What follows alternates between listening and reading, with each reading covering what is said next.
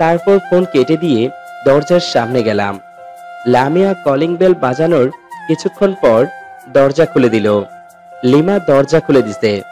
Lima আমাকে দেখে ভূত দেখার মতো হয়ে গেছে, আমার দিকে হা করে তাকিয়ে থাকছে। এই লিমা, কে এলো রে? ভেতর থেকে মেয়েলি কণ্ঠে। আমার মায়ের গলা চিনতে কষ্ট হলো না। কতদিন পর সেই চিরচেনা কণ্ঠটা শুনলাম। মা দৌড়ে এলো। কে এলো রে? আমার দিকে চোখ পড়তেই মা হা হয়ে গেল। সাথে সাথে মা চোখের পানি ছেড়ে দিল। বাবা ঈশান! এই বলে আমাকে জড়িয়ে ধরলো। জড়িয়ে ধরে হাউ মাউ করে কান্না করে দিল। আরে করছেন কি? আপনি আমাকে এভাবে জড়িয়ে ধরছেন কেন? আর কে ঈশান? বাবা, আমাদের তুই ক্ষমা করে দে। আমরা না বুঝে তোর উপর অনেক অন্যায় করে ফেলেছি।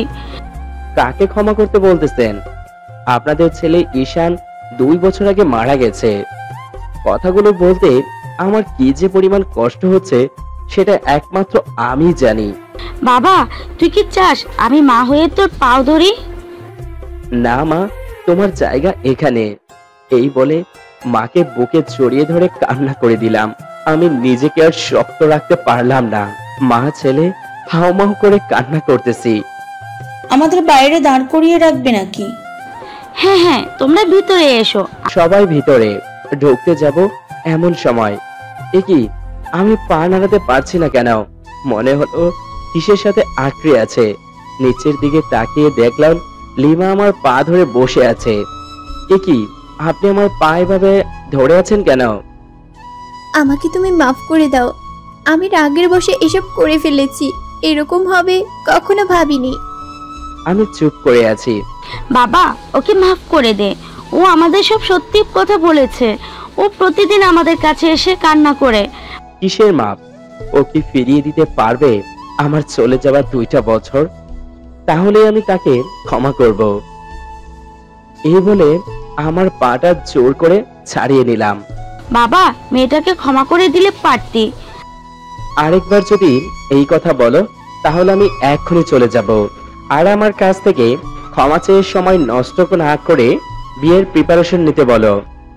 লিমা এখনো দরজার কাছে অপরাধীর মতো দাঁড়িয়ে আছে। আচ্ছা মা, তোমরা বসো, আমি খাবারের ব্যবস্থা করছি। আমরা বসে পড়লাম। তারপর মা আমাদের খাবার দিল। আমরা খাচ্ছি এমন সময়, আরে লামিয়া মামুনি, তুমি কখন এলে? পুরুষের কণ্ঠ শুনে আমি একটু আর চোখে তাকালাম। এ তো আমার ফুফা, মানে লিমার আব্বু। এই তো আঙ্কেল, কিছুক্ষণ আগে। কই গো, লিমার মাই, দেখে যাও কে এসেছে। তোমার সাথে এদের তো চিনলাম না। এ হচ্ছে সায়রা, এ হচ্ছে নীলা, আর এ হচ্ছে। যখনই মাথা তুললাম, আরে ঈশান তুই, আমি ভুল দেখছি না তো? তুমি একদম ঠিক দেখেছো, এটা আমাদের ঈশান। কিন্তু তুমি এতদিন পর কোথা থেকে? জানো আমরা তোমাকে কত জায়গায় খুঁজছি। আর লামিয়ার সাথে তোমার পরিচয় কেমনে? আমি যখনই কিছু বলতে যাব অমনি কে যেন আমাকে জড়িয়ে ধরলো। আমি ভালো করে তাকিয়ে দেখলাম ফুপু। বাবা, আমার মেয়ের হয়ে তোর থেকে হাত জোর করে ক্ষমা চাচ্ছি। বাবা, আমাদের মাফ করে দে। আরে কি করছো কি? তোমরা তো কোনো অন্যায় করনি। যা হয়েছে সব আমার কপাল। বাবা, এভাবে বলিস না। মেয়েটা তার কাজের জন্য অনুতপ্ত, সবার কাছ থেকে মাপ চাইছে। আমি সবাইকে সেই কবেই মাফ করে দিয়েছি। আচ্ছা, এতদিন কোথায় ছিলে, কি করছিলে? আরে আগে ওদের খেতে দাও, তো পরে শোনা যাবে। হ্যাঁ, তোমরা আগে খেয়ে নাও। তারপর আমরা খাওয়া শেষ করলাম। সবাই একসাথে সোফায় বসলাম। লিমা এখনো সেই এক জায়গায় মাথা নিচু করে দাঁড়িয়ে আছে। হ্যাঁ বাবা, এবার বলো। বলা শুরু করলাম। কিছুক্ষণ পর আমাকে আটকে দিয়ে লামিয়া বলতে শুরু করলো ওদের সাথে কেমনে পরিচয় হলো। একে একে সব খুলে বলল। সবার দিকে তাকিয়ে দেখলাম সবার চোখে পানি। বাবা, তুই এত কষ্টে ছিলি। দেখ, তোর কারণে ছেলেটার কত কষ্ট সহ্য করতে হয়েছে। কোন দুঃখে যে তোকে পেটে ধরেছিলাম। তুই এমন কেন করলি বলতো? ছেলেটা না হয় চুকে রাগের মাথায় একটা থাপ্পড় মেরেছিল, তাই বলে তুই? আরে মেয়েটা না বুঝে এমন করেছে, এখন আমার ছেলে আমার কাছে ফিরে এসেছে, এটাই অনেক। রাধিকা কই? ও তো কলেজে গেছে। ও, তখনই বাসায় কলিং বেল বেজে উঠল। মা গিয়ে দরজা খুলে দিল। এ কি, আপনারা কারা? এভাবে অস্ত্র নিয়ে এখানে আসছেন কেন? আমরা ইমরান স্যারের গার্ড। কোন ইমরান? মা, ওদের ভিতরে আসতে দাও। এ বাড়িতে অস্ত্র হাতে ঢোকা বারণ। তুমি ঢুকতে দিবা কিনা সেটা বলো। আমি যেখানে থাকবো ওরাও সেখানে থাকবে। মা আর কিছু না বলে ওদের সামনে থেকে সরে গেল। তারপর ওরা সবাই ভিতরে ঢুকে সারিবদ্ধভাবে দাঁড়ালো। তোমাদের আসতে কোনো অসুবিধা হয়নি তো? না স্যার। মা, ওদের থাকার জন্য বড় গেস্ট রুমটা খুলে দাও। আচ্ছা, আমি ব্যবস্থা করতেছি। আর তোমরা এখানে নিজের বাড়ির মতো চলবে। Okay sir. আচ্ছা, আমি ইমরান নামটা তোমার বাবার মুখে অনেকবার শুনেছি, যার নাম শুনলেই বড় বড় নেতাদের প্যান্ট নষ্ট হওয়ার অবস্থা। তুমি কি সেই ইমরান? হ্যাঁ, ও সেই ইমরান, আমাদের গর্ব। আচ্ছা, আমার খুব ক্লান্ত লাগতেছে, আমি রুমে গেলাম। এই বলে রুমে চলে আসলাম। রুমটা যেমন রেখে গিয়েছিলাম ঠিক তেমনই আছে। তারপর খাটে শুয়া মাত্রই ঘুমিয়ে পড়লাম। ঘুমাচ্ছি এমন সময় কারো চিৎকার চেঁচামেচিতে ঘুম ভেঙে গেল। তাই খাট থেকে নেমে তাড়াতাড়ি নিচে নামলাম। নিচে নামতে নামতে এই লোকগুলো এখানে কেন, অস্ত্র হাতে? আমরা ইমরান স্যারের গার্ড। কোন ইমরান? Mafia don. কি হয়েছে, এত চিৎকার চেঁচামেচি কেন? সাথে সাথে সবাই আমার দিকে তাকালো। বাবা তো আমার দিকে হা করে তাকিয়ে আছে। বাবা, তুই উঠেছিস? যা হাত মুখ ধুয়ে আয়, আমি নাস্তা দিচ্ছি। তোমাদের খাওয়া দাওয়া হয়েছে? জি স্যার। তারপর আমি যখনই ওপরে উঠতে যাব তখনই বাবা ঈশান। সাথে সাথে আমি থেমে গেলাম। আপনি ভুল করছেন, আমি ঈশান না, আমি হলাম ইমরান। বাবা তুই আমাকে ক্ষমা করে দে, আমি না জেনে তোর গায়ে হাত তুলেছি। এই যে মিস্টার আমজাদ চৌধুরী, সম্মান দিয়ে কথা বলুন। আপনার মতো মন্ত্রী আমার পায়ের নিচে থাকে। বাবা, এসব কি বলছিস? ও তোর বাবা হয়। কিসের বাবা? কার বাবা? যে নিজের ছেলেকে বিশ্বাস না করে অন্য মেয়ের কথা বিশ্বাস করে। আমি তোর কাছে হাত জোর করে ক্ষমা চাচ্ছি বাবা, আমাকে তুই মাফ করে দে। এই 2 বছর তোকে আমি অনেক জায়গায় খুঁজেছি কিন্তু পাইনি। আমি বাবা হয়ে তোর কাছে হাত জোর করে ক্ষমা চাচ্ছি। হইচই শুনে সবাই চলে এলো। চুপ করে দাঁড়িয়ে আছি। বাবা, তোমার বাবাকে ক্ষমা করে দাও, তোমার জন্য উনি প্রতিদিন কান্না করে আর নিজেকে ধিক্কার জানায়। হ্যাঁ বাবা, ভাইয়াকে ক্ষমা করে দে, যা শাস্তি দেওয়ার আমাদের দে, কারণ সবকিছু আমার আর আমার মেয়ের জন্যই হয়েছে। হ্যাঁ ভাইয়া, হাজার হলো উনি তোমার বাবা। মা বাবার উপর এত রোগ থাকা যায় না। লিমা মাথা নিচু করে দাঁড়িয়ে আছে। কি করব বুঝতেছি না। বাবা, ওনাকে মাফ করে দে। সবাই যখন এত করে বলছে তাই মাফ না করে থাকতে পারলাম না। বাবা বলে বুকে জড়িয়ে নিলাম। দুজনে হাউমাউ করে কান্না করতেছি, সবার চোখে পানি। যাক, এ বাড়িতে আবার শান্তি ফিরে এলো। আচ্ছা, বোন কোথায়? ও কলেজের থেকে ও কোনো একটা ফ্রেন্ডের বাসায় গেছে, চলে আসবে। আচ্ছা, ওকে কিছু বলো না, আমি ওকে সারপ্রাইজ দেব। কে কাকে কি বলবে না শুনি, আর কে কাকে সারপ্রাইজ দেবে? মা, ওকে তো চিনলাম না। ও তোর বোন, আর কে? কি এত বড় হয়ে গেছে? মা, এই ছ্যামড়াটাকে আর এই লোকগুলোকে খেলনা রাইফেল নিয়ে দাঁড়িয়ে আছে। বোন, কেমন আছিস? কে আপনি? ও তোর ভাই, চিনতে পারছিস না? আমার কোনো ভাই নাই, আমি রুমে গেলাম। এই বলে হনহন করে চলে গেল। শাকচুনিটা তো হেব্বি রেগে আছে। তুই চলে যাওয়ার পর থেকে আমরা কারোর সাথে ভালোভাবে কথা বলে না। এখন দেখ, উপরে গিয়ে কান্না করতেছে বোধহয়। আচ্ছা, আমি যাই, ওর রাগ ভাঙিয়ে আসি। তারপর আমি বোনের রুমে গেলাম। গিয়ে দেখলাম ও সত্যি সত্যি কান্না করতেছে। বোন, ওর কাঁধে হাত দিয়ে বললাম, আপনি কে? আমি কারো বোন না, চলে যান এখান থেকে। তুই আমার উপর খুব রেগে আছিস তাই না? আমি কারো উপর রেগে নেই, যান তো এখান থেকে। সত্যি চলে যাব?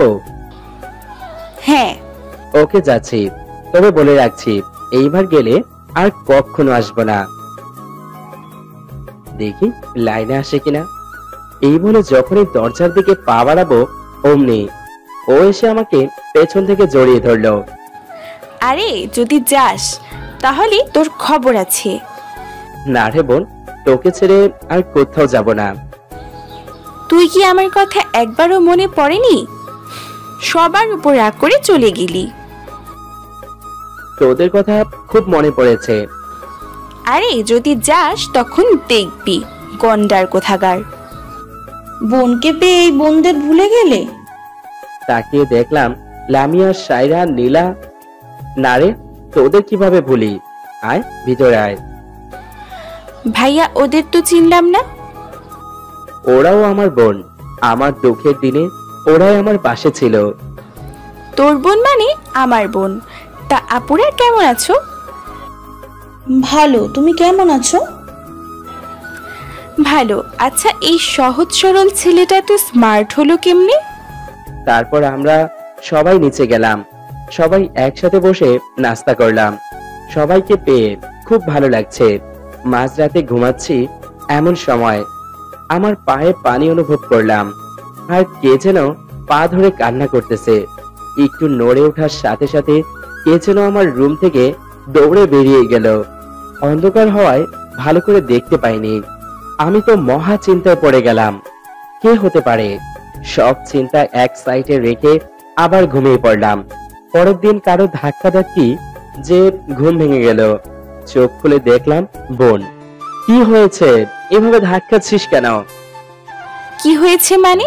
বাড়িতে কত কাজ পড়ে আছে আর তুমি এখনো ঘুমাচ্ছ? আমার আবার কি কাজ? আজ না লিমা আপুর গায়ে হলুদ, তাড়াতাড়ি ওঠ, না হয় পানি ঢেলে দিব। আচ্ছা উঠছি, তুই যা। তারপর উঠে ফ্রেশ হয়ে নিচে চলে আসলাম।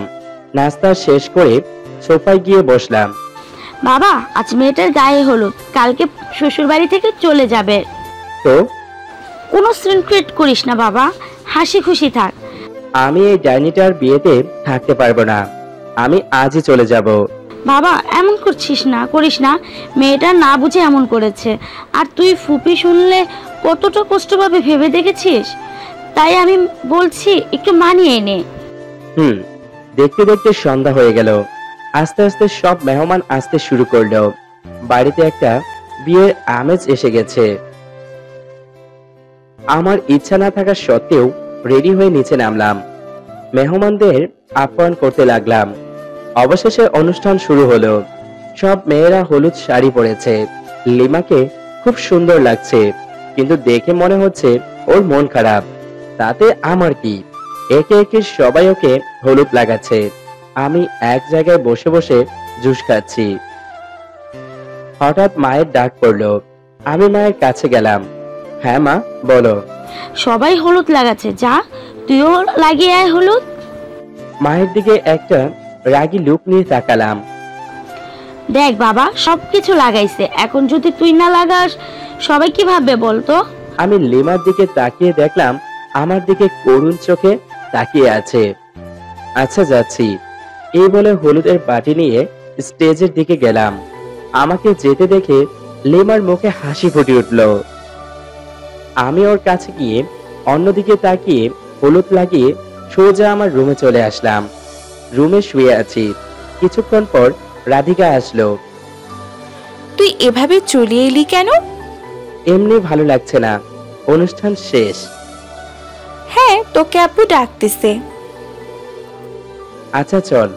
তারপর আব্বুর সাথে কথা বলে রুমে চলে আসলাম। রুমে ঢুকে দেখলাম লিমা বসে আছে। ওকে দেখে আমার গা জ্বলতে লাগলো। একদম সহ্য করতে পারি না। আপনি এখানে কেন?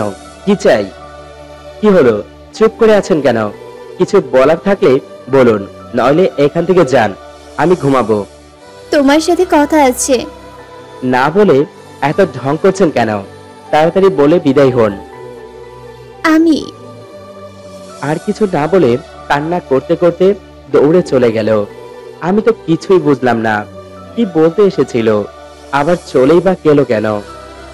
ওসব ফালতু মেয়েকে নিয়ে ভেবে লাভ নাই, আমি এখন ঘুমাই। তারপর গিয়ে ঘুমিয়ে পড়লাম। পরের দিন মানুষের হইচয়ে ঘুম ভেঙে গেল। বিয়ে বাড়ি হইচই তো থাকবেই। ঘড়ির দিকে তাকিয়ে দেখলাম 10টা বাজে। তারপর উঠে ফ্রেশ হয়ে নিচে নামলাম নাস্তা করতে। উঠেছিস? আয় নাস্তা করে নে। তারপর নাস্তা করতে বসে পড়লাম। Good morning. নাস্তা করে রেডি হয়ে নে, অতিথিরা এসে পড়বে। তো আমি কি করব? কি করবি মানে? বিয়ে বাড়ি বলে কথা, সুন্দর করে সাজতে হবে না? আর মেহমানদের আপ্যায়ন করবি। ওই ফালতু মেয়েটার জন্য এত আদিক্ষেতা কিসের? আমার অসহ্য লাগছে। ঈশান, ধমকিয়ে লাভ নাই, বেশি বাড়াবাড়ি করলে আমি এক্ষুনি চলে যাব। আর কিছু না খেয়ে রুমে চলে আসলাম। রুমে এসে বসে আছি, এমন সময় ফোন আসলো। হাতে নিয়ে দেখি শ্রমিক ফোন দিয়েছে। হ্যাঁ শ্রমিক, বলো, ওইদিকে কি খবর? স্যার, যে আপনার সাথে পাঙ্গা নিতে চাইছিল তাকে তুলে নিয়ে আসছে। গুড। এখন এটাকে কি করব স্যার? হাত পা এমন ভাবে ভাঙো যেন জীবনে হাঁটাচলা করতে না পারে, তারপর রাস্তার মাঝখানে ফেলে দিবে। Okay sir. ফোন কেটে দিলাম। তখনই ঈশান, আমি ডাক শুনে দরজার দিকে তাকালাম। মা শুনে ফেলেনি তো? তাহলে শেষ। মা, তো তুমি কখন এলে? এখন ভিতরে আসতে বলবি না। আরে আসো, অনুমতি নেওয়ার কি আছে? অনুমতি নিতে হবে? তুই এখন আগের ঈশান নেই, অনেক বদলে গেছিস। কিছু বলবে? তোর বাবার সাথে এভাবে কথা বলা ঠিক হয়নি। জানিস উনি কত কষ্ট পেয়েছে? তো কি করব? ওই মেয়েকে নিয়ে এত আদিক্ষেতা কিসের? বাবা, মেয়েটাকে আজকের পর থেকে অন্য বাড়ির বউ। আজই ওর বাড়িতে শেষ দিন, তাই তোর কাছে হাত জোর করে বলছি, আজকের জন্য একটু মানিয়ে নে। তোর ফুপি খুব কষ্ট পাবে। তুই চলে যাওয়ার পর থেকে এমনিতেই কারো মনে শান্তি নেই। আচ্ছা তুমি যাও, আমি আসছি। না, আচ্ছা। তারপর আমি রেডি হয়ে নিচে নামলাম। আমাকে দেখে বাবার মুখে হাসি ফুটলো। ঈশান, এইদিকে আয়, তোর সাথে একজনের পরিচয় করিয়ে দি। হ্যাঁ বলো। বাবার কাছে গিয়ে অন্যদিকে তাকিয়ে, ইনি হচ্ছে। আরে স্যার, আপনি এখানে? আমি লোকটার দিকে তাকালাম। এত মিস্টার আরমান মাদক কারবারের সাথে জড়িত। মাথায় বন্দুক ঠেকিয়ে বলেছিলাম, যদি আর কখনো মাদক কারবার করে তাহলে সোজা ওপারে পাঠিয়ে দিব। এবং এই পর্যন্ত মাদক কারবার করে যা উপার্জন করেছে সব আমার অ্যাকাউন্টে ট্রান্সফার করে নিলাম। এই থেকেই একদম সোজা। আপনি এভাবে কাঁপছেন কেন? আপনাকে দেখে তো সবার প্যান্ট নষ্ট হয়ে যাওয়ার অবস্থা। তো আপনি ভালো আছেন? জি জি। আপনি? আপনারা একে অপরকে চেনেন নাকি? আচ্ছা আমি চাই আপনারা কথা বলেন। কনেকে স্টেজে আনা হলো। ওর পাশে 3 পেতনি বসে আছে, রাধিকা, লামিয়া, সায়রা। সবগুলো ময়দা মেখে ভূত হয়ে গেছে। দুপুর হয়ে গেল। বরের পক্ষ থেকে অনেকে এসেছে, কিন্তু কিন্তু বর এখনো আসেনি। দুপুর করিয়ে বিকেল হয়ে এলো, কিন্তু বরের কোনো খবর নেই। তাই সবার অস্থিরতা বেড়ে গেছে। সন্ধ্যা হবে হবে অবস্থা। এমন সময় বাবার মোবাইলে ফোন আসলো। বাবা রিসিভ করলো। হঠাৎ বাবা বসে পড়লো। আমরা সবাই বাবার কাছে গেলাম। কি হয়েছে? ভাইয়া, কি হয়েছে বলো না। ফোন কে করেছিল? বর। বর কি? বরের গাড়ি নাকি অ্যাক্সিডেন্ট করেছে। বর সহ গাড়ির সবাই গুরুতর আহত হয়েছে। সবাইকে অমুক হাসপাতালে ভর্তি করা হয়েছে। সাথে সাথে বাড়িতে একটা কান্নার রোল পড়ে গেল। কি থেকে কি হয়ে গেল। ফুপি তো ইতিমধ্যে জ্ঞান হারিয়ে ফেলেছে। মেয়ের বিয়ে এইভাবে ভেঙে যাওয়াটা মেনে নিতে পারেনি। আমি সবাইকে শান্ত করতে লাগলাম। মা পানির ছিটা মেরে ফুপির জ্ঞান ফিরালো। আমার মেয়েটাকে আর কে বিয়ে করবে? এভাবে আমার মেয়ের জীবনটা নষ্ট হয়ে যাবে। আমি লিমার দিকে তাকিয়ে দেখলাম ওর বিন্দু মাত্র ভ্রুক্ষেপ নাই। সবাই একদম নিস্তব্ধ। একে একে সব অতিথিরা চলে গেছে। হঠাৎ মা আমার কাছে এসে বলল, বাবা, একটা কথা বললে রাখবি? বলো দেখি। রাখার মতো হলে রাখবো। না, কথা দে, যদি না রাখিস তাহলে আমার মরা মুখ দেখবি। মায়ের এই কথা শুনে আমি আর থাকতে পারলাম না। তুমি যাই বলবে আমি তাই করব, তবুও এই কথাটা বলো না। তুই লিমাকে বিয়ে কর, এটা মা হিসেবে তোর কাছে অনুরোধ। কি বলছো মা? তোমার মাথা ঠিক আছে? হ্যাঁ, আমার মাথা ঠিক, একদম ঠিক আছে। ওই মেয়েকে আমি সহ্যই করতে পারি না, আবার বিয়ে। বাবা, এমন করিস না, আমার মেয়েটাকে বিয়ে কর, না হলে যে আমার মেয়েটার জীবন নষ্ট হয়ে যাবে। তুই কিন্তু আমাকে কথা দিয়েছিস, না হলে আমার মরা মুখ দেখবি। পড়ে গেলাম মাইনকা চিপায়। বাবা, একজন মা হিসেবে তোর কাছে আমার মেয়েকে ভিক্ষা চাইছি। এখন কি করব? সবাই আমার মুখের দিকে তাকিয়ে আছে উত্তর শোনার জন্য। আচ্ছা, আমি রাজি। মনে মনে সিদ্ধান্ত নিলাম বিয়ে করব, কিন্তু জীবনের সব সুখ শান্তি কেড়ে নিব। জীবনটা তেনা তেনা করে দিব।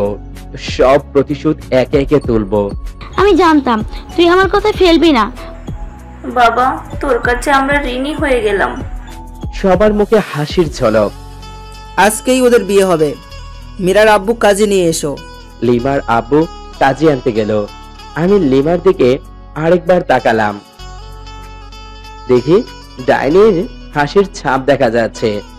মনে হয় বিয়েটা ভেঙে খুশি হয়েছে। 30 মিনিট পর লিমার আব্বু কাজে নিয়ে এলো। তারপর আমাদের দুজনকে এক জায়গায় বসানো হলো। বলো বাবা কবুল। না বলে চুপ করে আছি। বলো কবুল। চুপ। বাবা, বলে দে। বলে দে। বলো কবুল। কবুল। এভাবে 3 বার বলালো। তারপর বলো মা কবুল। কবুল কবুল কবুল একসাথে বলে দিল। ইমা, ভাবির তর্স হয়েছে না দেখছি। সবাই হু হু করে হেসে দিল। তারপর সাইন করানো হলো। ব্যাস, বিয়ে সম্পূর্ণ। আমি ওখান থেকে উঠে সোজা ছাদে চলে গেলাম। আকাশের দিকে তাকিয়ে ভাবতে লাগলাম, কি থেকে কি হয়ে গেল। যাকে সহ্যই করতে পারি না তাকেই আমার গলায় ঝুলিয়ে দিল। আমার জীবনে কি সুখ শান্তি কখনোই আসবে না। বিরহের গান ছেড়ে শুনতে লাগলাম। হঠাৎ কে যেন ডাক দিল। ডাক শুনে আমি পিছনে তাকালাম। ভাইয়া, তুই এখানে দাঁড়িয়ে আছিস? ভাবি একা একা বসে আছে, যা রুমে যা। তোর থেকে দরদ লাগলে তুই যা। আজ না তোদের বাসর রাত? তুই বেশি কথা বলতেছিস, যাবি নাকি? তোকে না নিয়ে আমি যাচ্ছি না। আচ্ছা চল। তারপর আমি রুমের সামনে আসলাম। রাধিকা আমাকে ধাক্কা মেরে ভিতরে ঢুকিয়ে বাইরে থেকে দরজা বন্ধ করে দিল। রুমের ভিতর ঢুকে তো আমি পুরাই অবাক। এইটুকু সময়ের মধ্যে পুরো রুম ফুল দিয়ে সাজিয়ে ফেলেছে। আর লিমা বড় একটা ঘোমটা দিয়ে খাটে বসে আছে। আমাকে আসতে দেখে লিমা খাট থেকে নেমে এগিয়ে আসলো। যখনই আমাকে সালাম করতে যাবে তখনই আমি পা সরিয়ে নেই। আমার থেকে কখনো স্বামীর অধিকার দেখাতে আসবে না। তোর মতো ডাইনিকে আমি স্ত্রী হিসেবে মানি না। লিমা হয়তো আমার থেকে এরকম আচরণ আশা করেনি। তাহলে আমাকে বিয়ে করলে কেন? মায়ের কথা রাখতে। তোর সাথে এত কথা বলতে বাধ্য নয়। যা, ঘুমিয়ে পড়। এই বলে লিমাকে আমার সামনে থেকে সরিয়ে খাটে গিয়ে শুয়ে পড়লাম। লিমা ঠিক ওই জায়গায় দাঁড়িয়ে আছে। দাঁড়িয়ে না থেকে লাইট অফ করে শুয়ে পড়। লিমার লাইট অফ করে যখনই খাটে শুতে যাবে তখনই, এই এই কি করছিস? কি কি হলো? তুই এখানে শুতে পারবি না। তাহলে আমি কোথায় শুব? সোফায় নয়তো মেঝেতে শুয়ে পড়। কি বলছো তুমি? আমি কোনোদিন মেঝেতে আর সোফাতে শুয়েছি নাকি? তাহলে আগে যেখানে ছিলি সেখানে চলে যা। কি হলো, দাঁড়িয়ে আছিস কেন? অন্য রুমে গেলে সবাই কি ভাববে বলো তো? কে কি ভাবলো তাতে আমার কিচ্ছু যায় আসে না, আমাকে ঘুমাতে দে। কি হলো, যা। তারপর লিমা একটা বালিশ আর একটা কাঁথা নিয়ে সোফায় শুয়ে পড়ল। আমিও কিছুক্ষণ এদিক ওদিক করার পর ঘুমিয়ে পড়লাম। হঠাৎ কারো চিৎকারে আমার ঘুম ভেঙে গেল। ওরে মারে, গোবর গেল রে। আমি ড্রিম লাইট জ্বালিয়ে দেখলাম লিমা মেঝেতে পড়ে আছে আর কান্না করতেছে। ওই, এভাবে মেঝেতে পড়ে আছিস কেন? তোর জন্য কি ভালো করে ঘুমাতেও পারবো না? তোমাকে তো বলেছিলাম আমি তো ফ্লোরে শুতে পারি না। নাটক না করে ঘুমিয়ে পড়। তুমি এত নির্দয় কেন? হ্যাঁ, আমি নির্দয়। আরেকটা যদি কথা বলিস তাহলে থাপড়ায় দাঁত তুলে দিব। লিমা ভয়ে চুপ করে গেল। আবার ঘুমিয়ে গেলাম। পরের দিন কারো ডাকে আমার ঘুম ভাঙলো। আগে ওঠো, নিচে সবাই অপেক্ষা করছে। ওই, এভাবে ষাঁড়ের মতো চিল্লাচ্ছিস কেন? রাতে তো ঘুমাতে দিলি না। মা ডাকছে, তাড়াতাড়ি ওঠো। আরে যা তো, আমি আরো ঘুমাবো। আমি আবার চোখ বন্ধ করলাম। এই ওঠো বলছি। আমি উঠে সাথে সাথে দিলাম একটা কষে থাপ্পড়। ওই, তোকে বলেছিলাম না বিরক্ত না করতে? আবার কোন সাহসে আমায় হাত ধরলি? লিমা মুখে হাত দিয়ে দাঁড়িয়ে আছে, চোখ দিয়ে টপ টপ করে পানি পড়ছে। আবার কান্না করছে। এসব নাটক আমার সামনে না করে সিনেমাতে গিয়ে কর, টাকা ইনকাম করতে পারবি। এই বলে আমি ওয়াশরুমে চলে আসলাম। ফ্রেশ হয়ে এসে দেখি ও চলে গেছে। তারপর আমিও নিচে নেমে আসলাম। সিঁড়ি দিয়ে নামতে নামতে শুনতে পেলাম, কিরে ঈশান কই? উনি আসতেছে। বাহ, উনি একদিনেই এত পরিবর্তন। সবাই হো হো করে হেসে উঠল। আম্মু, নাস্তা দাও। আয় বাবা, বস।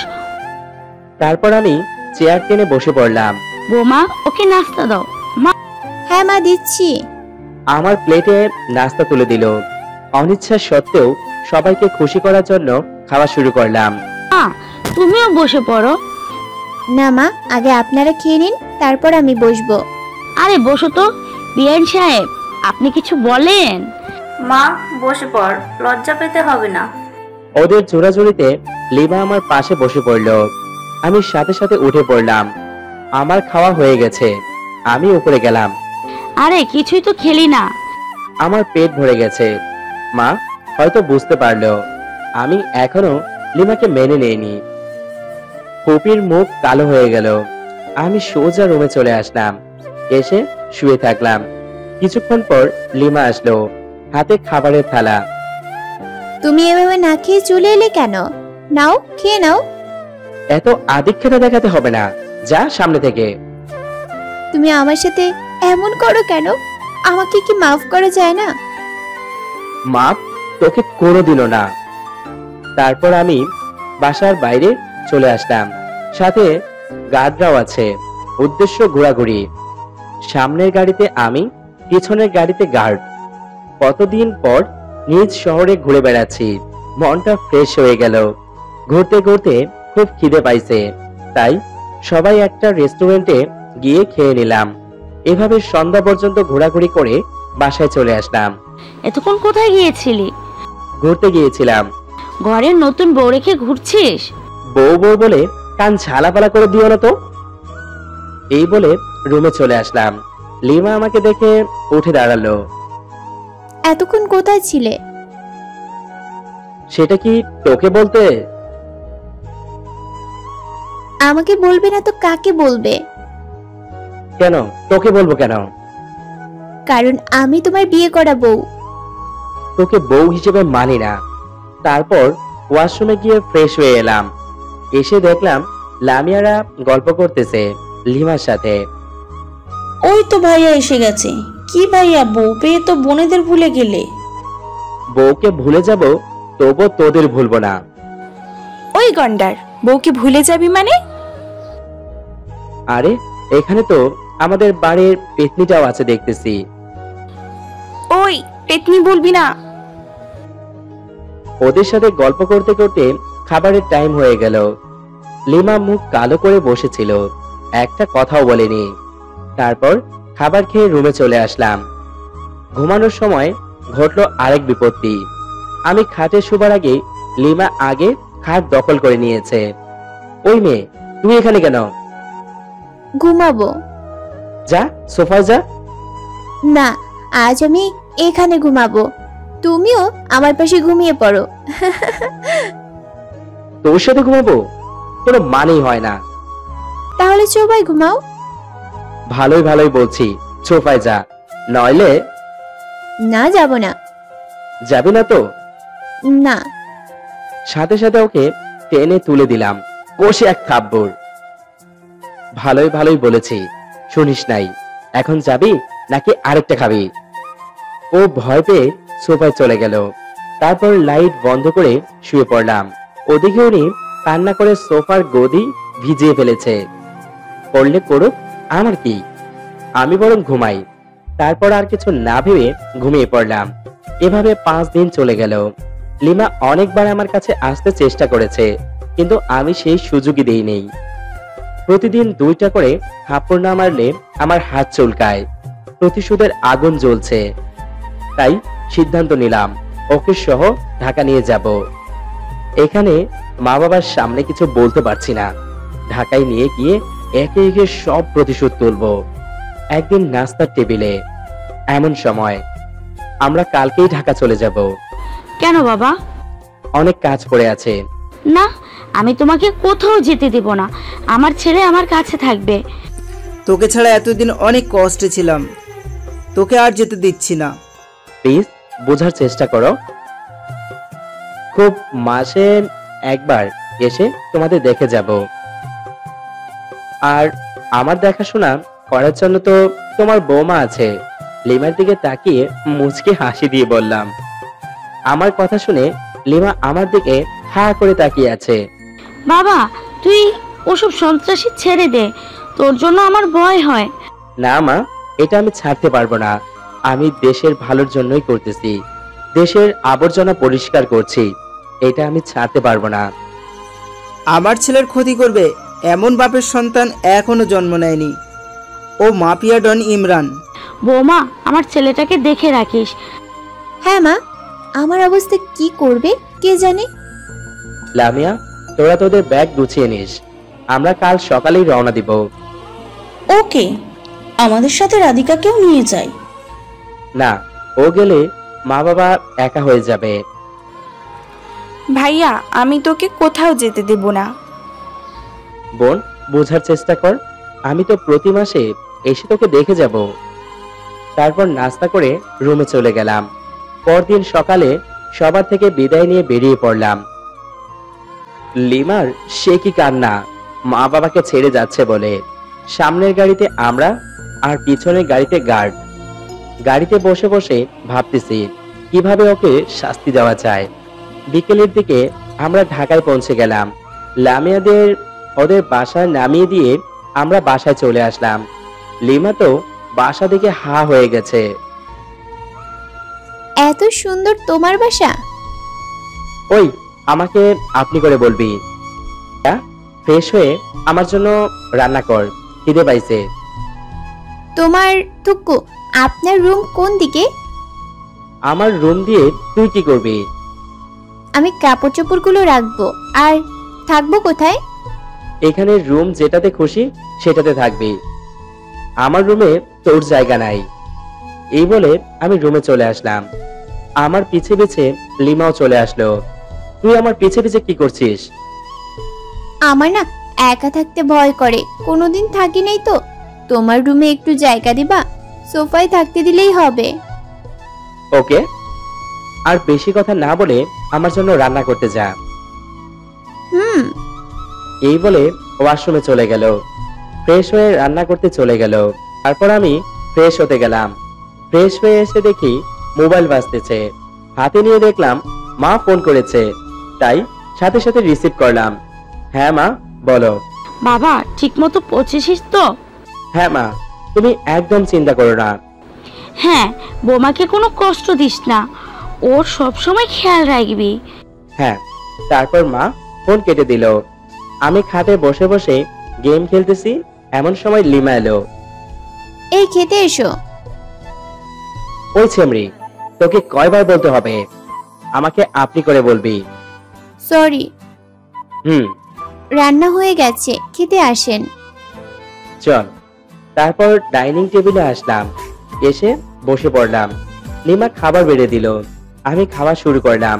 লিমা দাঁড়িয়ে আছে, খাবার কিন্তু সেই হয়েছে, তবুও আমার হাত চুলকাচ্ছে। এইদিকে আয়। জি বলেন। দিলাম খাস করে একটা। এগুলো রান্না করেছিস? জীবনে তো কিছু শিখলি না, শুধু মিথ্যা বলে মানুষকে খারাপ বানাতে শিখেছিস। লিমা কান্না করতে করতে দৌড়ে চলে গেল। আমি বাকি খাবারটুকু খেয়ে রুমে চলে আসলাম। খাবার কিন্তু সেই টেস্ট হয়েছে, না খেলেও পেট বাবাজি আবার রাগ করবে। রুমে এসে দেখলাম লিমা বালিশে মুখ গুজে কান্না করতেছে। আমি কি বড় কোনো অপরাধ করলাম যে আমাকে একটিবার ক্ষমা করা যায় না? আমার যে আর সহ্য হচ্ছে না। আমারও একটু খারাপ লাগলো, মেয়েটা তো কিছু খায়নি, এটা করা ঠিক হয়নি। আবার ভাবলাম না, একদম ঠিক হয়েছে। ওই তোর ন্যাকা কান্না বন্ধ কর। লিমা ভয়ে চুপ করে গেল। রাতে খাবার সময় আমি খাচ্ছি, লিমা দাঁড়িয়ে আছে। ওই তুইও বসে পড়। আগে আপনি খেয়ে নেন।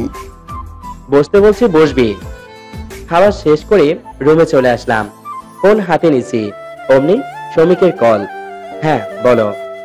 স্যার, আপনার কথা মতো কাজ হয়ে গেছে। এখন শালার পুতকে রাস্তার মাঝখানে ফেলে দাও। Okay sir. ফোন কেটে দিল। কাকে রাস্তার মাঝখানে ফেলে দিতে বলছো? মানুষকে। প্লিজ তুমি এসব ছেড়ে দাও, আগের মতো হয়ে যাও। ওই তুই বেশি বললে তোকেও মেরে দিব। হ্যাঁ মেরে দাও, এতেই তো তুমি শান্তি পাবে, তোমার মনের জ্বালা মিটবে। নাও মেরে দাও।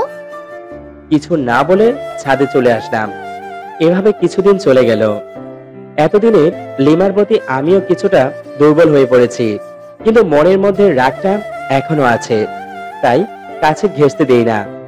একদিন মাঝরাতে হঠাৎ আমার বুকে ভারী কিছু অনুভব করলাম।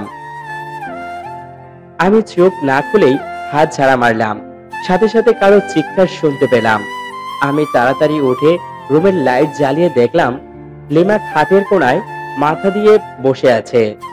আমি ওর কাছে গিয়ে ওকে ডাকলাম, কিন্তু ওর কোনো সাড়া শব্দ নেই, তাই ওর মাথাটা উপরে তুললাম। এমা, ওর মাথা তো দেখি পেটে রক্ত পড়ছে। এ আমি কি করলাম? এইভাবে ধাক্কা দেওয়া ঠিক হয়নি। লিমা, এই লিমা ওঠো, এই লিমা। লিমার হুঁশ নাই। এই লিমা ওঠো, আমি আসলে খেয়াল করিনি। আর দেরি না করে ওকে কোলে তুলে নিয়ে গাড়িতে বসালাম।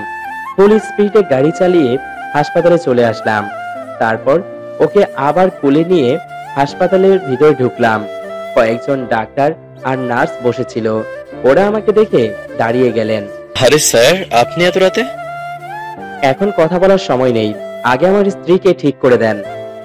ওকে তুলছি স্যার। তারপর তাকে ওটিতে ঢুকানো হলো। কিছুক্ষণ পর ডাক্তার বের হলো। ডক্টর, ও কেমন আছে? মাথায় অনেক জোরে আঘাত করেছে, তাই অজ্ঞান হয়ে গিয়েছে।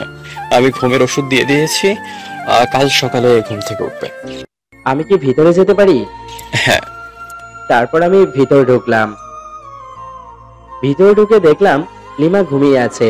কি মায়াবী চেহারা, মাথায় ব্যান্ডেজ করা। আমি গিয়ে একটা টুল টেনে ওর মাথার পাশে বসলাম। ওর হাত ধরে মায়াবী মুখটার দিকে এক পলকে তাকিয়ে থাকলাম। এই পাগলি, তোমাকে আর কষ্ট দেব না, খুব ভালোবাসবো, আমাকে ক্ষমা করে দাও। কখন যে ওর হাতের উপর ঘুমিয়ে গেলাম টেরই পেলাম না। কে যেন আমার মাথায় হাত বুলিয়ে দিচ্ছে, তাই ঘুম ভেঙে গেল। মাথা তুলে দেখলাম লিমা জেগে গেছে, আমার মাথায় হাত বুলিয়ে দিচ্ছে। এই, তোমার ঘুম কখন ভেঙেছে? কিছুক্ষণ আগে। আমাকে ডাকবে না? তুমি ঘুমাচ্ছ তাই ডাকি নাই। আর তোমার মায়াবী মুখটার দিকে তাকিয়ে থাকতে আমার খুব ভালো লাগছিল। আমি তোমাকে এতদিন অনেক কষ্ট দিয়েছি, আমাকে তুমি ক্ষমা করে দাও, আর কখনো কষ্ট দিব না। তুমি যা করেছো একদম ঠিক করেছো, আমার মতো মেয়ের এটাই প্রাপ্য। আমার জন্য তোমার 2টা বছর কষ্টে কেটেছে, মা বাবা থেকে দূরে থেকেছো। এই পাগলি, কান্না করতেছো কেন? আমাকে তুমি মাফ করে দাও। তোমাকে মিস করতে করতে কখন যে তোমাকে ভালোবেসে ফেলি আমি নিজেও জানতাম না। ওই বিয়েটাকে আমার কোনো মত ছিল না, তোমার অপেক্ষায় ছিলাম। তোমার কথাও বা মাকে বলতে পারি নাই, কোন মুখে বা বলবো? আমার কারণেই তো তোমার জীবনটা নষ্ট হয়ে গেছে। বিয়ের দিন যখন বর আসবে না বলছে তখন আমি খুব খুশি হয়েছিলাম। পরে যখন তোমার সাথে আমার বিয়ে হলো নিজেকে ভাগ্যবান মনে করেছিলাম। আল্লাহ আমার আশা পূরণ করেছে। মাপ তো তোমাকে অনেক আগেই করে দিয়েছি। আমার পাগলিটাকে খুব ভালোবাসবো। একটু বুকে জড়িয়ে নাও না। তারপর আমি ওকে বুকের সাথে মিশিয়ে নিলাম। আচ্ছা, আমি ডক্টরকে ডেকে আনি। এই বলে বেরিয়ে গেলাম।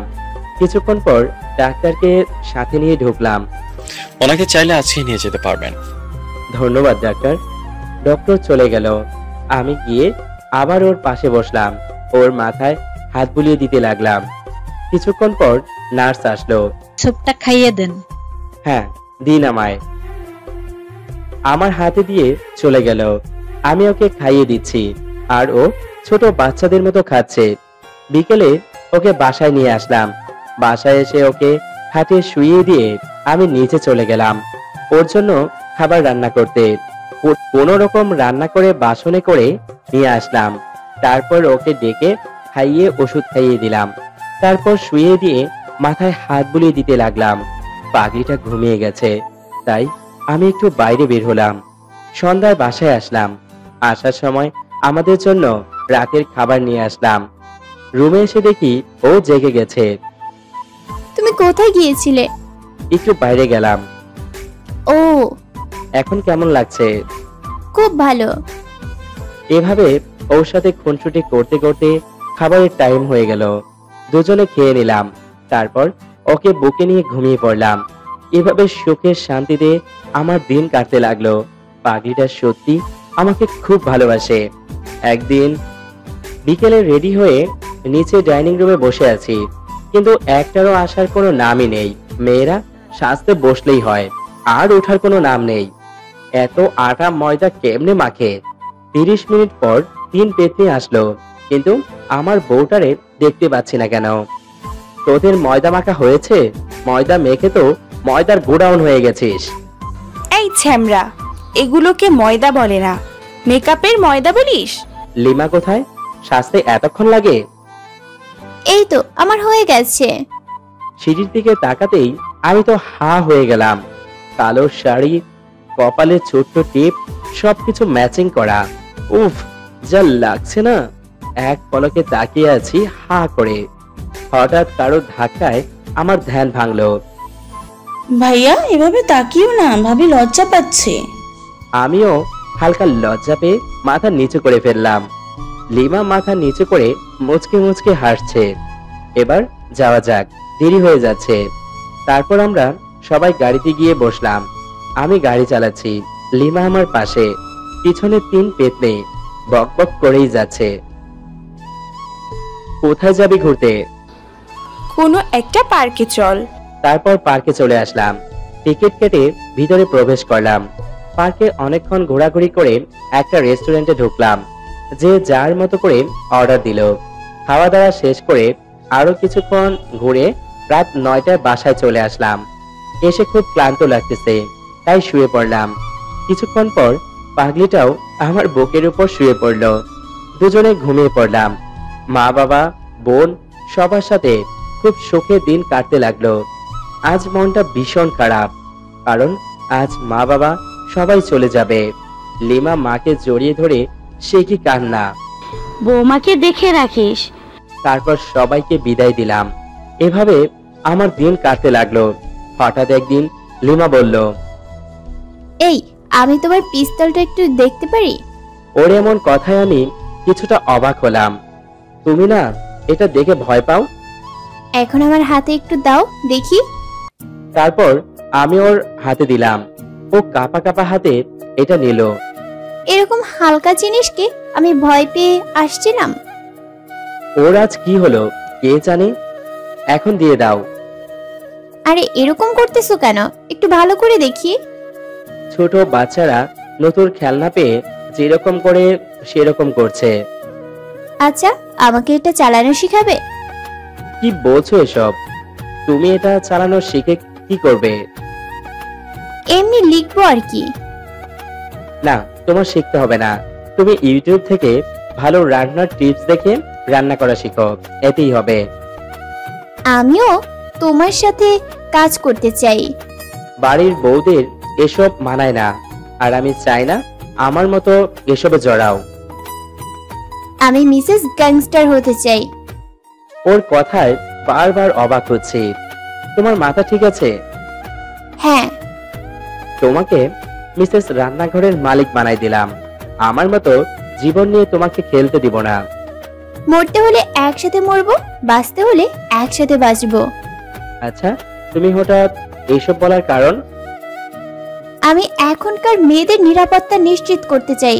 যত রকম অসভ্য আছে যাদের কারণে মেয়েরা ভালোভাবে চলতে পারে না, তাদের খতম করতে চাই। প্লিজ না করো না। এতে তোমার জীবনের রিস্ক। তুমি পাশে থাকলে আমার কিছু হবে না।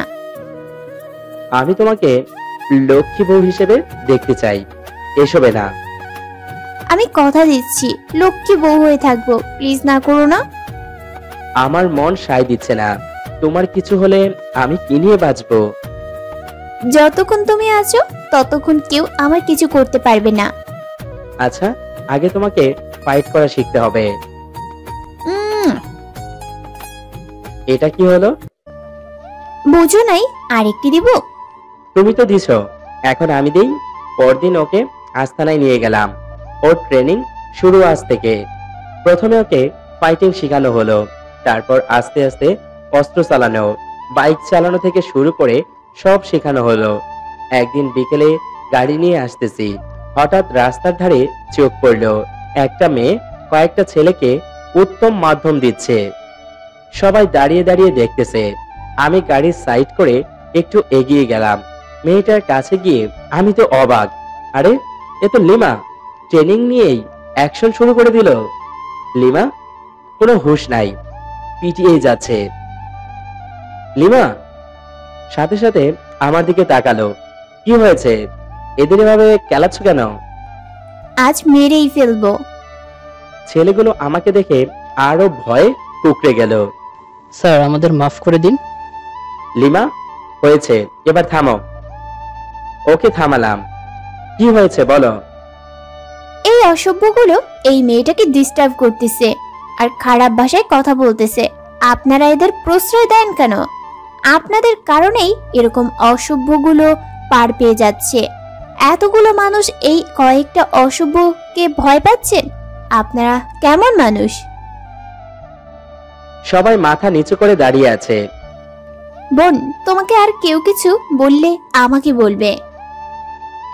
আপনাকে কি বলে যে ধন্যবাদ দেব? এটা আমার দায়িত্ব। আর তোদের বলছি, আর কোনোদিন যদি অসভ্যতামি করতে দেখি, ওই দিন তোদের শেষ দিন। আমাদের মনে থাকবে। আমি হা হয়ে দেখছি, ভিতরটা এত সাহস কোথায় পেল? আমি এর মধ্যে শ্রমিককে ফোন করে বলে দিয়েছি আসার জন্য। স্যার, এদের নিয়ে গিয়ে হাসপাতালে ভর্তি করিয়ে দাও। সুস্থ হলে আমার কাছে নিয়ে এসো। Okay sir. এদের হাসপাতালে ভর্তি কেন করতেছো? এদের রাস্তার মাঝখানে ফেলে দাও। আমার ডায়লগও মারতেছে। শান্ত হও, এখন চলো। ওকে টানতে টানতে গাড়িতে নিয়ে আসলাম, তারপর সোজা বাসায়। এখনো বিড়বিড় করে ওদের গালি দিয়ে যাচ্ছে। রান্না করো, যাও, আমার খিদে পেয়েছে। যাচ্ছি। তারপর ও রান্না করতে চলে গেল। আমি ফ্রেশ হয়ে খাটে শুয়ে পড়লাম। কিছুক্ষণ পর ওর ডাক। কই গো, খেতে এসো। ওর ডাকে আমি নিচে গেলাম। বসো। তারপর আমি বসে পড়লাম। লিমাও বসলো। আমি খাবার শুরু করলাম, কিন্তু লিমা না খেয়ে বসে আছে। কি হলো, খাচ্ছ না কেন? হাতে খেতে ইচ্ছে করছে না। তাহলে তুমি খাইয়ে দিবা? পারবো না। যাও, খাবোই না। আরে কই যাও? হাত ধরে বসিয়ে দিলাম। তুমি খাও বসে বসে। আসো খাইয়ে দেই। খাওয়া তো হবে না। আমার পাগলিটা দেখি রাগও করতে জানে। আসো খাইয়ে দিই। তারপর ওকে খাইয়ে দিতে লাগলাম। ও পিচ্চিদের মতো করে খাচ্ছে, দেখলেই হাসি পায়। খাওয়া শেষ করে রুমে চলে আসলাম। ও থালা বাসন সব পরিষ্কার করে তারপর রুমে আসলো। এসে এই ঘুমিয়ে গেছো নাকি? না, তারপর সোজা আমার বুকে হুক্কু ঈশানের বুকে মাথা রেখে শুয়ে পড়ল। এই আমার না ইচ্ছে করছে। কি ইচ্ছে করছে? তোমাকে খাট থেকে ফেলে দিতে। কি? যাও, আমি নিজেই যাচ্ছি, থাক তুই। আরে আরে কই যাও? আমার একা একা ভয় করবে তো। আচ্ছা, আমি এক টানে ওকে বুকে নিয়ে এলাম। এই পাগলি, তোমার এই রাগাতে আমার খুব ভালো লাগে। তোমার রাগের লোক সেই ইচ্ছে করে কি খাট থেকে ফেলে দিতে। সাথে সাথে লিমা আমাকে ঘুরিয়ে খাট থেকে ফেলে দিল। ওর এমন কাণ্ডে আমি ভ্যাবাচাকা খেয়ে গেছি। ওরে মারে, কোমর ভেঙে গেল রে। তুমি হয়তো ভুলে গেছো আমিও ট্রেনিং প্রাপ্ত। তুমি হয়তো ভুলে গেছো আমি তোমার টিচার। টিচারের সাথে বেয়াদবি করা ভালো না। ওরে আমার টিচার রে, আসো একটা পাপ্পি দেই। এভাবে ওর সাথে দুষ্টুমি করতে করতে ঘুমিয়ে গেলাম। এভাবে আমার দিন কাটতে লাগলো। লিমা আমার সাথে পাল্লা দিয়ে কাজ করতে লাগলো।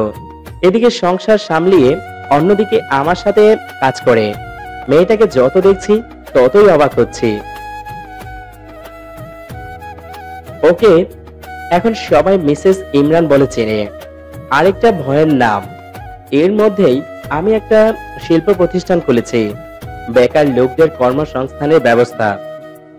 বেকার লোকদের কর্মসংস্থানের জন্য অনেক বেকার তাদের বেকারত্ব থেকে মুক্তি পেয়েছে। একদিন রাস্তার ধারে দাঁড়িয়ে আছি, এমন সময় একটা কালো বাইক এসে একদম আমার গা ঘেঁষে দাঁড়ালো। আমি অপ্রস্তুত থাকার কারণে কিছুটা ভয় পেয়ে গেলাম।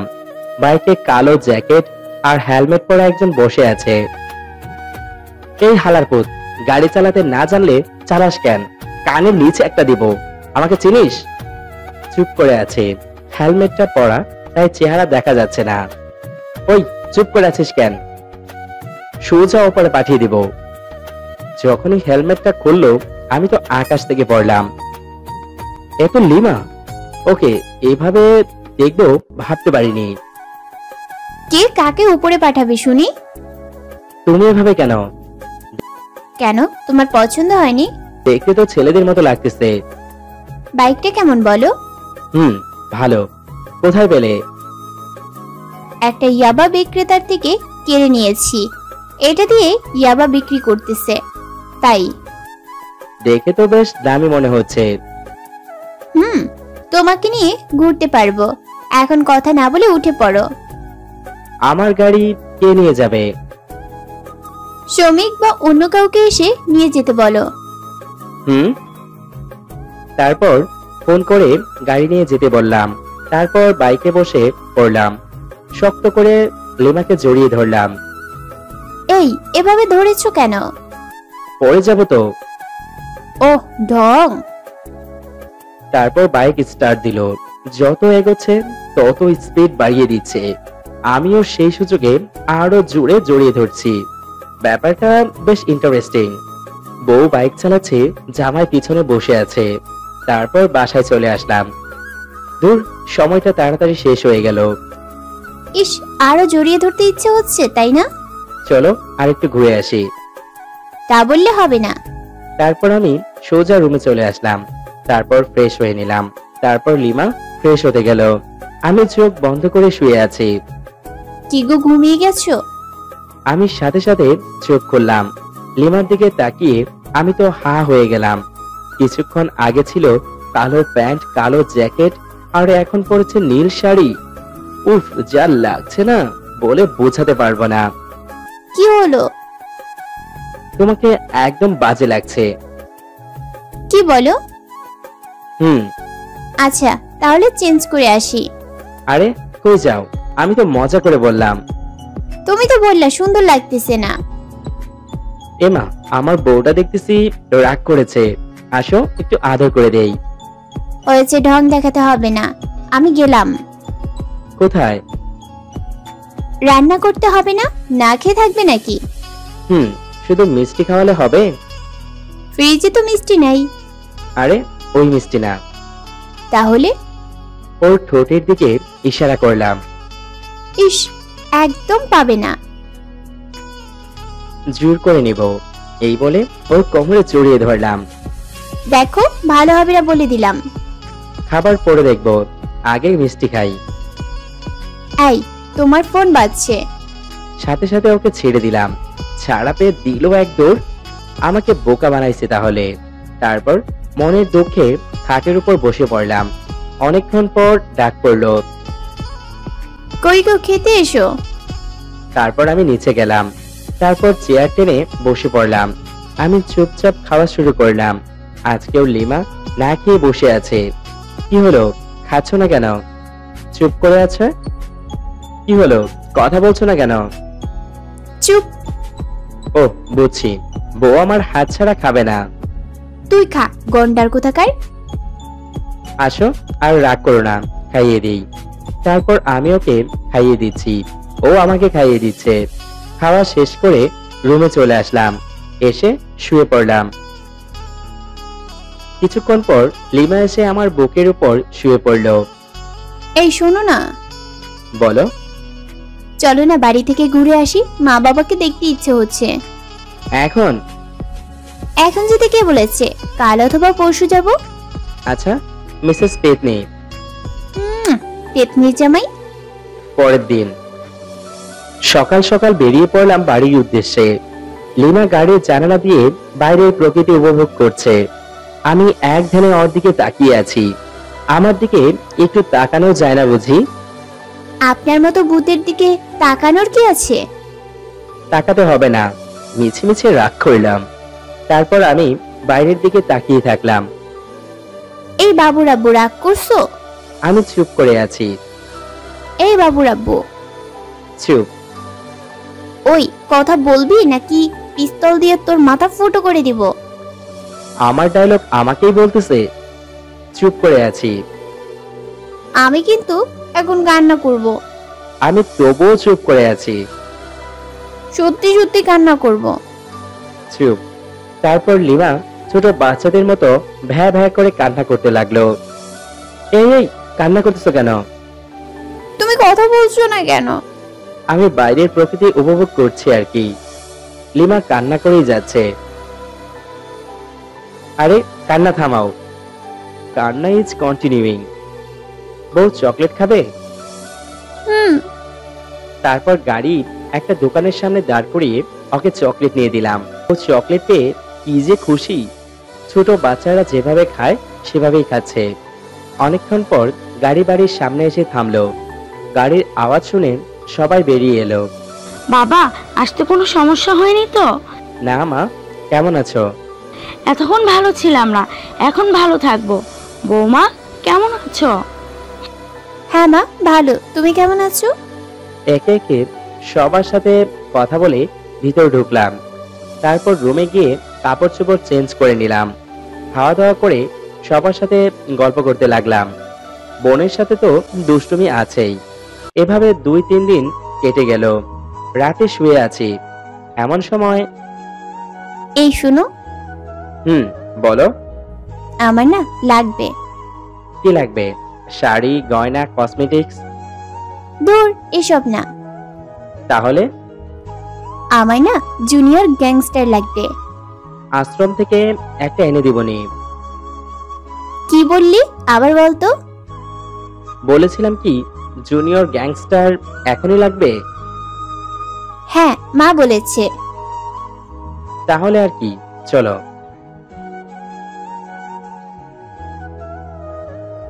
সবশেষে ভিডিওটি যদি আপনাদের এতটুকু ভালো লেগে থাকে তাহলে ভিডিওতে একটি লাইক দিয়ে আপনার বন্ধুদের সাথে শেয়ার করুন। আর হ্যাঁ, এখনো যদি আমাদের চ্যানেলটি সাবস্ক্রাইব করে না থাকেন তাহলে এখনই চ্যানেলটি সাবস্ক্রাইব করে আমাদের পরিবারে যুক্ত হয়ে যান। ধন্যবাদ সবাইকে। ভালো থাকবেন, সুস্থ থাকবেন। আল্লাহ হাফেজ।